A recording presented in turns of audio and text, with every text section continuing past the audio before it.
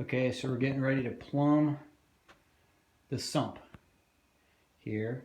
I'll also added Mr. Chili in just in case. So he was watching as we do this. Sorry for the blue light, but do have the sump done.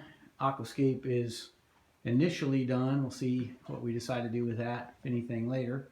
But what we're doing, as I said in the last couple, is this was a peninsula tank. So you've got the overflow on the side, and it comes in and is actually plumbed on the end. So I'll be taking that down out through the back, and then it actually comes down underneath this and will end up coming back down underneath and into the sump.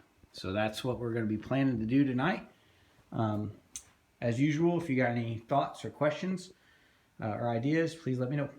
Thanks.